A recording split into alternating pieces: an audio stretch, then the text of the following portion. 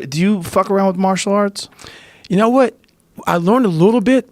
I've never gotten crazy in it. I boxed a little bit. Where do you live? I live in Nashville.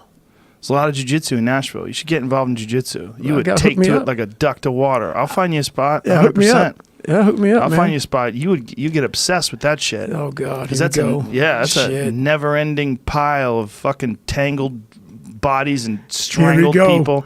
Here we go. Because it's something that you just get better at all the time, and there's no hiding. Right. Either you get choked or you don't. Either you survive or you don't.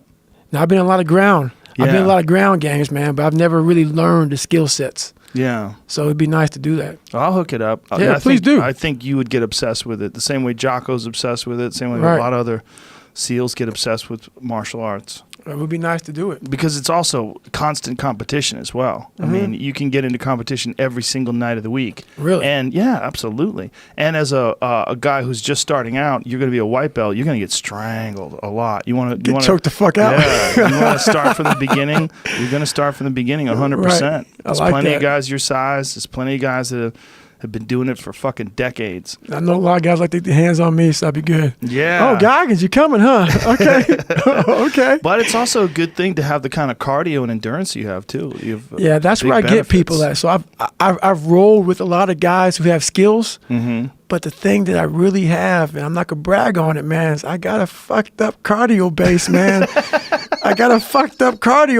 Yeah. And my mentality is kind of fucked up too. Yeah. So I realized that with fighting, that if you got a big cardio base and your mindset's fucked up too, cardio is almost everything. That's what I know. Skills are everything because a lot of guys with skills also have some cardio. They have enough to fuck you up. Right. But to have tremendous cardio with big skills is everything. I see them out there, man, dying. Yeah, because so many guys start at 100%, but 3 minutes into the fight, they're at 80. Right. 5 minutes into the fight, they're at 60. That's right. And then they recover for a minute, they come back. But if you are in like a rolling session, like when you roll for 9 minutes straight. So you and this guy, and there's most of the time there's multiple taps. Right. Like you'll tap him, he'll tap you, you tap each other. But 9 minutes, man, it is exhausting. When that bell goes off, the last, the bell for 30 seconds, and you got 30 seconds left in 9 minutes, and then ding, ding, it's over. You're like, fuck. You're done. And then you take a minute off, and you find a new partner. That's good shit. Get back in there. You'd love it. It sounds like a good grind. Yeah. That's the next grind right there. You love it. Yeah. Get your black belt. Hey, so long that take about if I went like this hard at it? It's hard to say. Because it depends entirely upon how much emphasis you put on learning new techniques and rolling and drilling. Drilling is gigantic, and that's the thing that people don't like to do. Because jiu-jitsu is so fun, people like to just roll. Right. Because it's sparring is where it's at. Like, I don't want to do all this practice. I want to choke people. Right. Like, I knew a few things. Like, do that. Okay. And then I do this. Okay. Let me get in there. And then it's like a lot of jiu-jitsu schools, they'll start out with like one or two techniques, and then you roll. Most of the class is just sparring. Right. But the right way to do it really is to drill way more than you spar. Okay. You should be drilling all the time, and live drilling too. Like you start out where a guy has your back, ready, go. And then from there, you got to try to escape and do it the right thing to try to use the right technique to get out of that position.